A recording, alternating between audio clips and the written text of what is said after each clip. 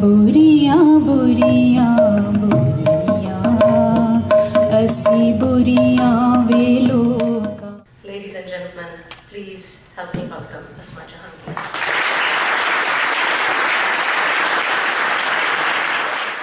Thank you very much.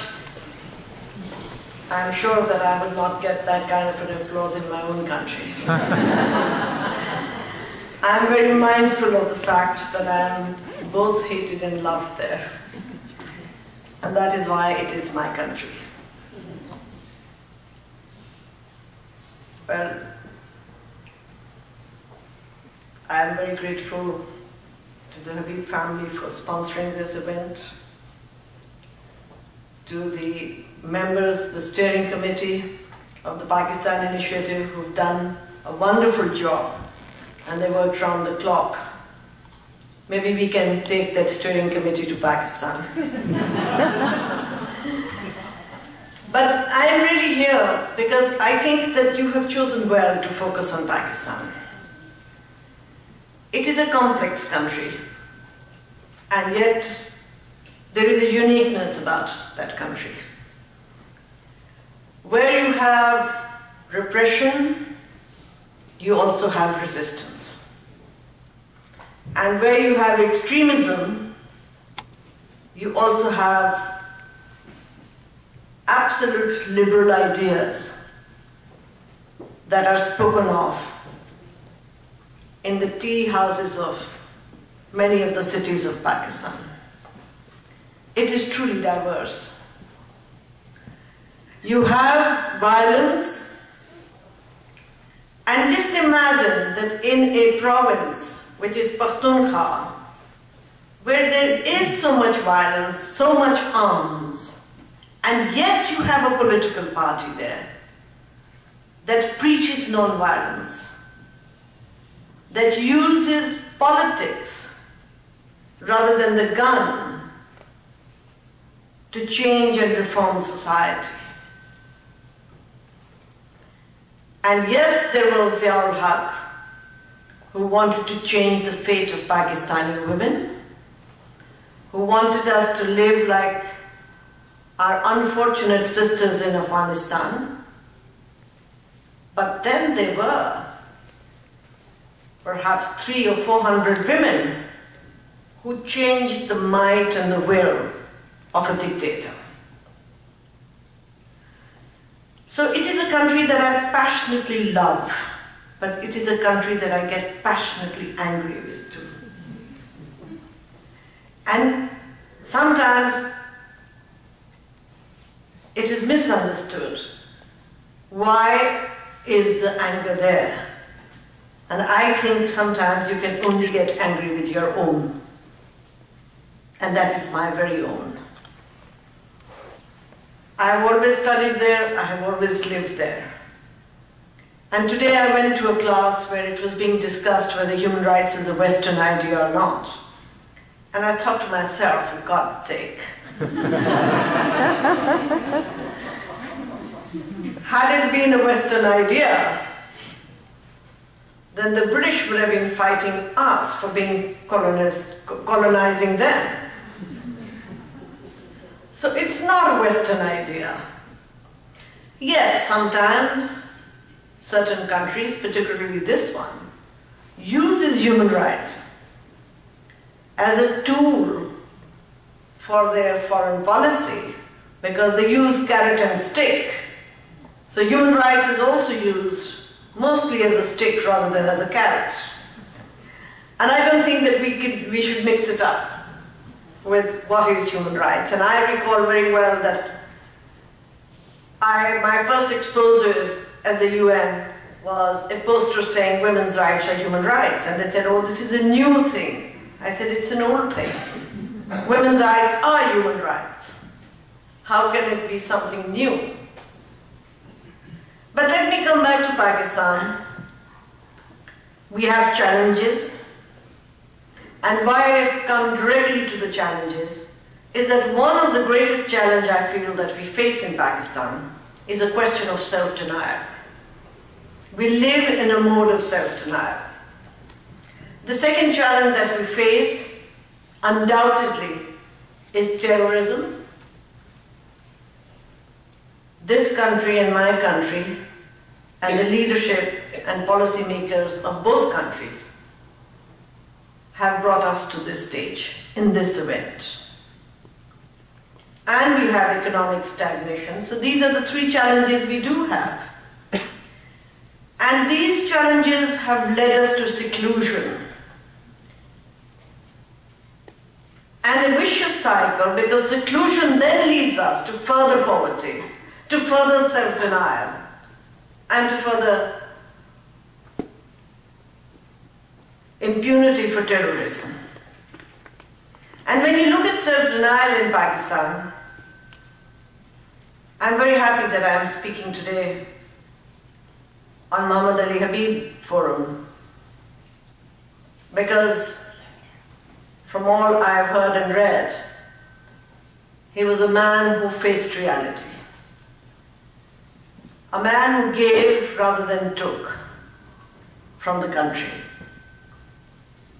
And that he stressed on education, and I hope an education which I'm certain is an education that does not teach children to look away from the ugliness of society as well. And we have had many historical self-denials as well. For example, when I was a child, I remember reading that Qaid-e-Azam Muhammad Ali Jinnah was a poor man, and he used to read in the streets under a lamp, while Qaid-e-Azam Muhammad Ali Jinnah was mercifully not a poor man. And he certainly didn't behave like one.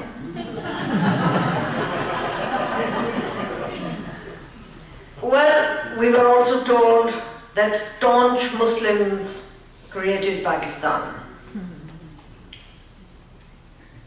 Allama Iqbal, may his soul rest in peace, was anything but a staunch Muslim.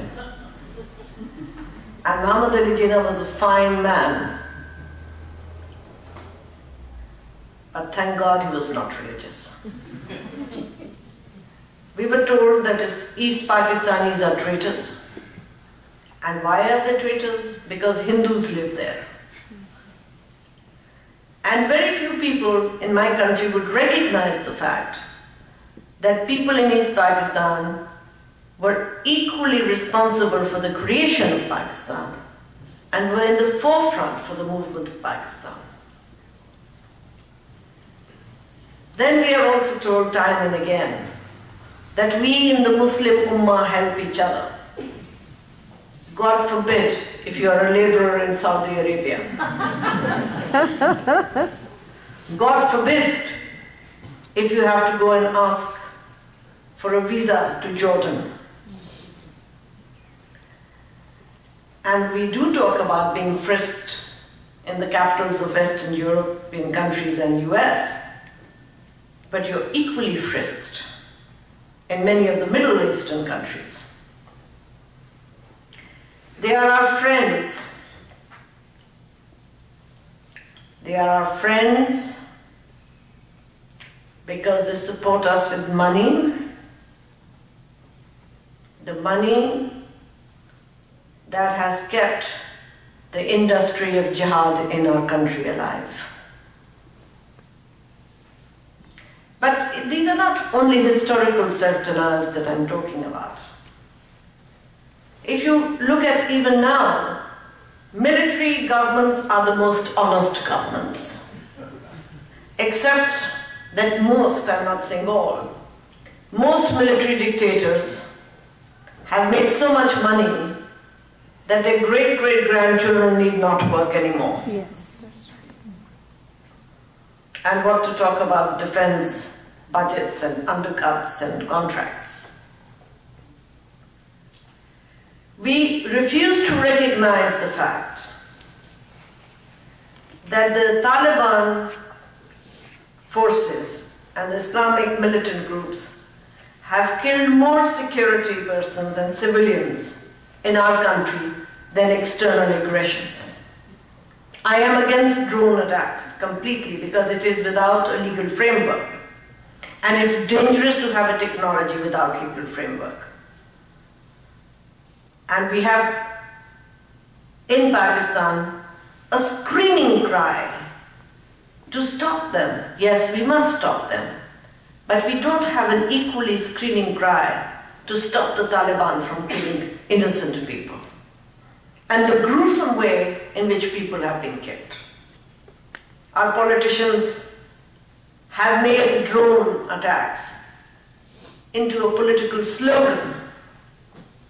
But I have never heard them come on television and say, please, young men, do not go and become a suicide bomber. They are exploiting you. It's wrong to do it. And that the numbers of people who are being killed is unacceptable. Cutting people's throat, putting their heads on the streets is barbaric. That is not being said at all. And we continuously talk about having done away with borrowing money from multinationals and then keep going back to the IMF. We have to recognize where we are going. We will not begin to recognize the fact that Pakistan's economy cannot recover unless we do not have trade in the region. If we remain isolated, we will always come with a begging bowl to Washington. And to me as a Pakistani, that is insecurity.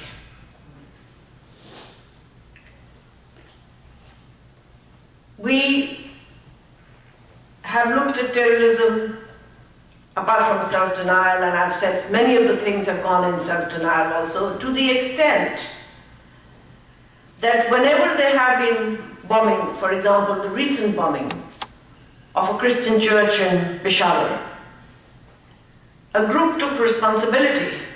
But you constantly heard on television people saying, no, it must be raw agents and it must be Israeli agents. Maybe they were, but then why is somebody else taking that responsibility? Each time people are killed, we hear voices of self-denial. It's not the Taliban, it's not the TTP. It's foreign elements. And there, if you look at their website and their radios, they're saying, we've done it.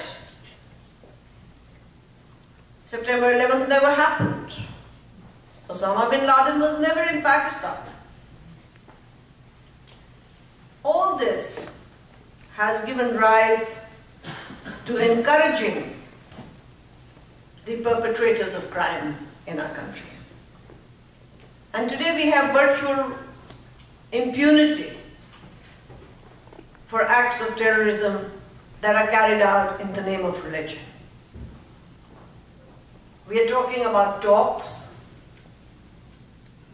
Certainly, everybody engages, all insurgency. And I think the government of Pakistan and the intelligence of Pakistan has been in talks with the Taliban for God knows how many decades. So what's new about the talks?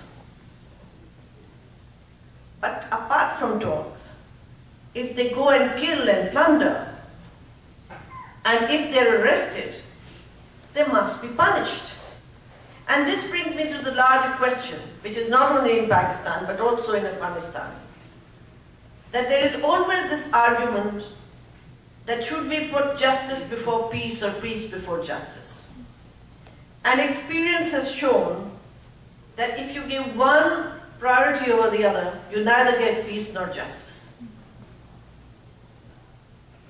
And now talks have not begun, but many terrorists have been released from prison. What about the victims' rights?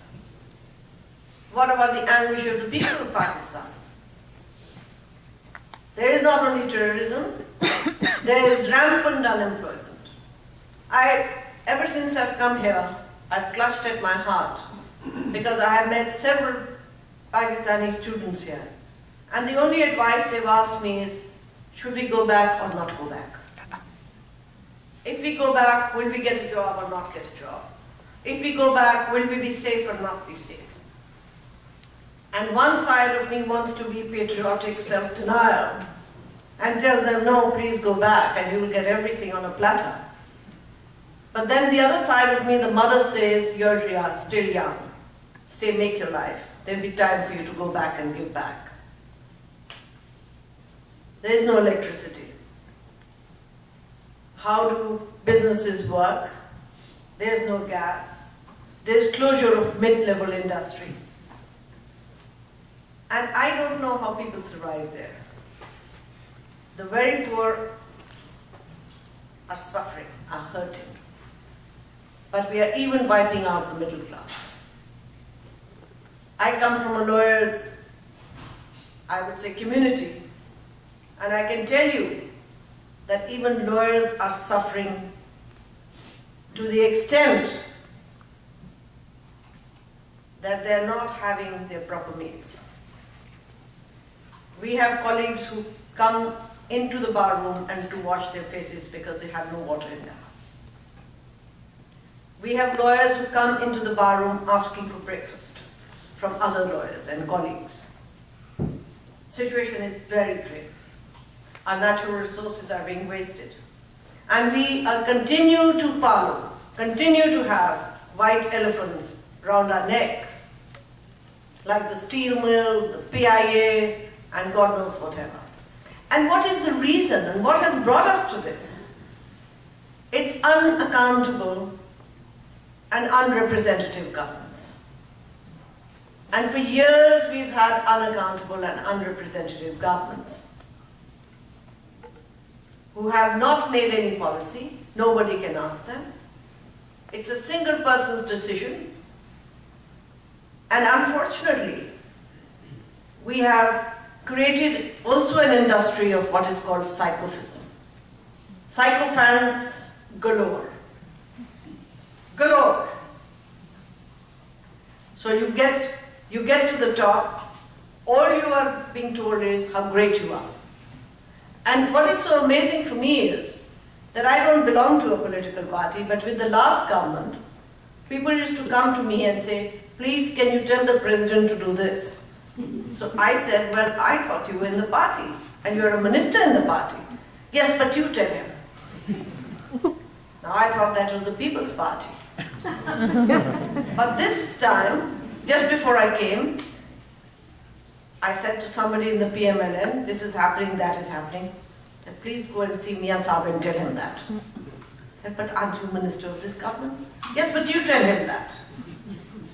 So this is a really strange phenomenon, that we have not only unrepresentative governments are autocratic, but even elected governments acquire a kind of a culture where the criticism that should be there is not there closer to them.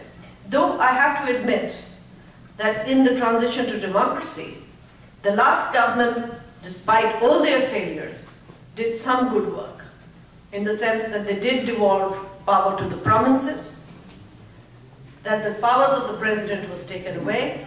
But what I was happy to see is that they raised the bar of political tolerance. Today, for example, we do not have any political prisoners in Pakistan. And even this government cannot have political prisoners. Even this government has to hear criticism on the media every single day. But it's unaccountable and unrepresentative governments and policies that stayed there. They had to build their own myths in order to remain there. And to hide what they were actually doing, they were using jihad as a tool for their national security. So the jihadi elements were being used to promote national security.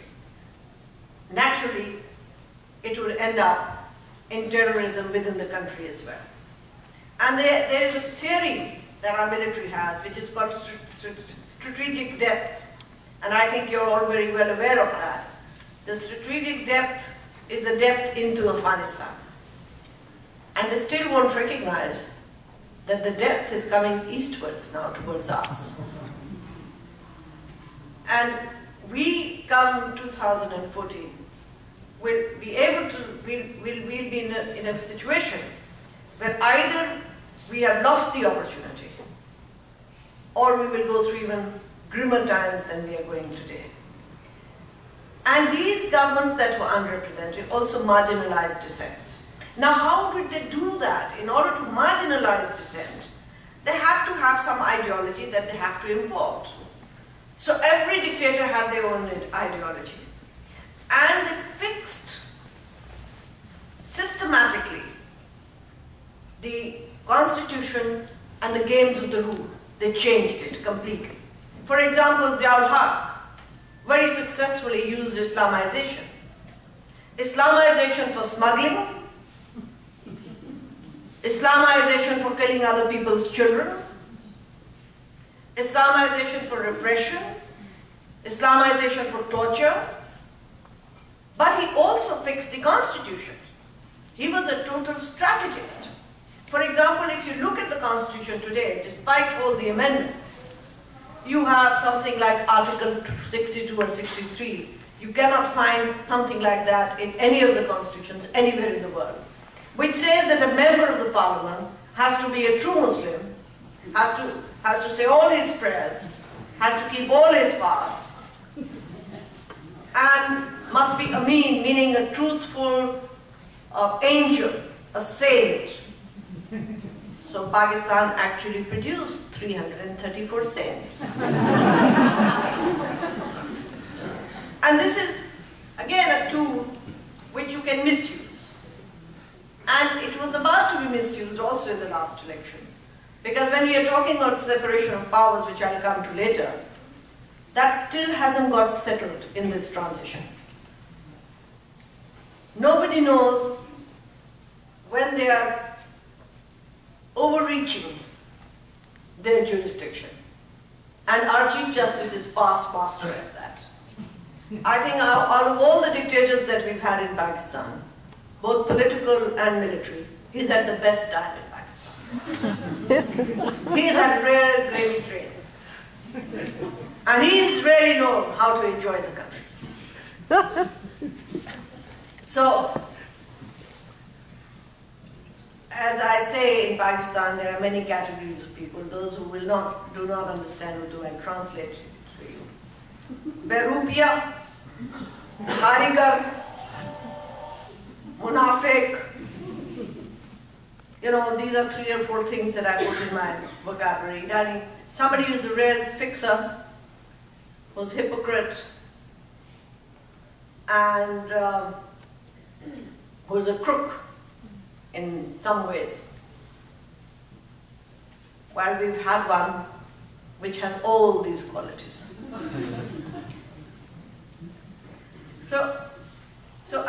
What I'm saying is that, and then if you look at the constitution, not only separation of powers is a problem.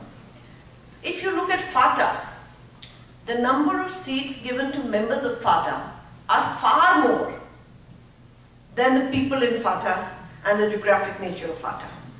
So why is this happen? Is it because Ziaul-Haq loved FATA? No, because he knew that he could control the members coming from FATA, because they did not have at that time direct elections. So it was his maliks who elected them, and then he told them what to do. So he could make or break governments to members of FATA. And that still has not been changed. You look at school curriculum. It is full of hate. It is full of false pride and patriotism. To criticize anything in the country is an act of treason. To say that you don't want to be a nuclear state is the worst act of treason. In other words, all peace activists are treasonous people. To say that I do not agree with a certain brand of Islam, the way it is portrayed by Hazrat Ziaul-Haq, means that you are not Muslim. And if you are not Muslim, then you cannot live in Pakistan. That also is a message. All Hindus are banyas, according to that book. And all non-Muslims are infidels. So if this is what our children learn, they are going to go into isolation. They are not going to be global citizens. Oppressive methods were used. And if you look, for example, not only am I talking about Ziaul Haq, but let's talk about a phenomenon of disappearances in Pakistan. It was not there earlier. And how did disappearances start? Because I was doing the case in the Supreme Court. So I know exactly how it started. Your government, the leader of rule of law and democracy, asked Pakistan's intelligence to hand them over people who were sent to Guantanamo Bay. That is the first disappearances that started to occur in Pakistan. So, when the leader, according to one of the intelligence agencies, a member, when the leader thinks that this is not violation of human rights, and when you expect them to do this for you, then they help themselves too. So then they started to disappear a number of Baloch nationalists. They were not. Many of them, I cannot vouch for all, but many of them were peaceful citizens. They were not militants. They were poets, they were writers, they were thinkers, they were philosophers, and they were peaceful Baloch nationalists. Not only were the disappearances that took place, they also introduced, during Ziaul Haq's time, the whole question of blasphemy. And this is to depress the non-Muslim population of Pakistan. When you go and meet a Christian, forget about the Ahmadis, because if you say, please do not persecute the Ahmadis, they tell you you are an Ahmadi yourself and therefore you deserve to be killed. Their graveyards are plundered every day. They live in utter fear. But even, for example, Christians, they will say that we are afraid every time our child goes to school, because a child can say something, and it can be misconstrued as well. I took a case of a 14-year-old boy who was illiterate, and he was convicted of death. And on appeal, when the judge, 3 judges acquitted him, the judge was killed. There were 3 accused. 1 accused was killed outside the Lahore High Court. The judge was killed. I was attacked in the courtroom, and then people came to kill me in my house. And the 2 people who were acquitted could not stay in the country. The government of Pakistan had to take them out of jail, take them to the airport, and fly them to Germany. So while people say, yes, but nobody's really got convicted, yes, they have got convicted. I know of convictions in the High Court, and they're still sitting in the Supreme Court. And judges do not want to take these cases. I know of a number of cases where people have got acquitted by courts, but they have not been able to live in the country. And how is it? I've asked several times the custodians of Islam that before the law was made, which was in 1986, we had only 2 cases of blasphemy from 1947 to 1986. And suddenly this law is made and everybody begins to commit blasphemy. You know, that's not logical.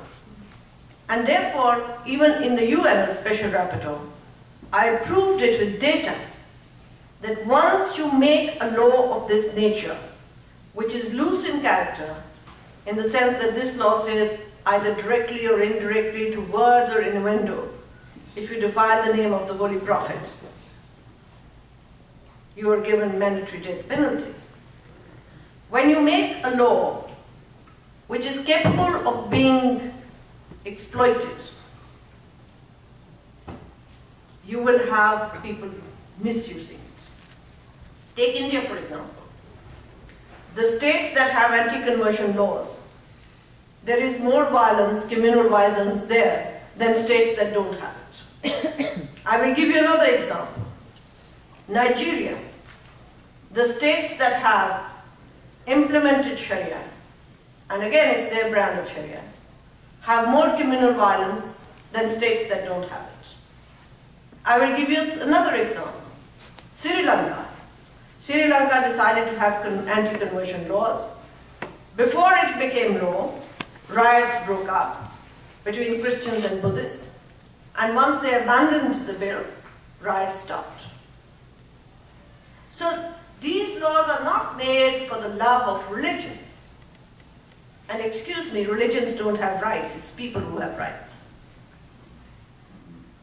These laws are made to empower a certain group of people that will use this law to intimidate the more progressive and the more liberal elements of society, and to intimidate free speech, and to intimidate non-Muslims. And these are the kind of systematic changes that unrepresentative governments made, apart from the fact that we also had for many years something called separate electorates. So only a Muslim could vote for a Muslim, an Ahmadi for an Ahmadi, a Christian for a Christian, and a Hindu for a Hindu. Which meant that if I was a Hindu, the entire country was my constituency. So I had to go and campaign in the entire country. Result was that the government would pick up 4 Hindus that they liked and got them elected. So this was compromising the interests of the community. We also know that we have, for example, because of this non-transparency in governance, we have a law, for example, which was promulgated by the last government, which is called Action in Aid of Civil Power, which means that you can detain anyone without any reason for any amount of time. And some 500 people have been detained under that law in Sawat. So when I have political leadership talking about repression on poor people on suspicion of religious militancy, they never talk about this law. They never talk about the 500 people that they have detained.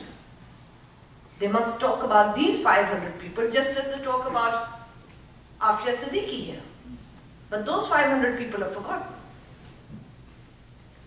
So I think that there is a kind of a dichotomy with which we live. I'm not going to say very much more because I promised that I will end earlier so that we have time more for our conversation. But just to come for solutions which people always want, are there solutions? No, there are no easy solutions. But there are what I say bright spots. For example, if you look at the whole Arab Spring, you will notice Pakistan is very different. We've never had a dictator for 22 years. Every time a dictator has come in day one, he or has had trouble. And no dictator has stayed beyond 10 years. Secondly, in Egypt, the Muslim Brotherhood was victimized by the government. In our country, the Islamists have had virtual impunity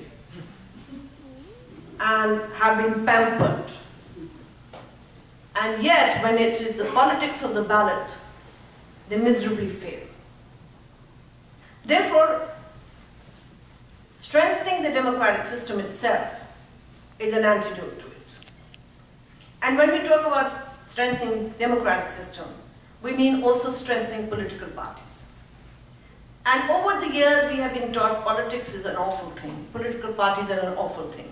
And what is very ironic is that you have politicians on television saying politics is a dirty thing. And political parties are all rubbish. And yet they have a political parties themselves. So in that, I think we need to strengthen our institutions, make them more accountable. And nobody should be a holy cow, whether it's the judiciary or whether it's the army. And when I say accountable, even defense budget has to be accountable. When I say accountable, I mean the intelligence services must be accountable under what legal framework they work. And they should be accountable to the civilians.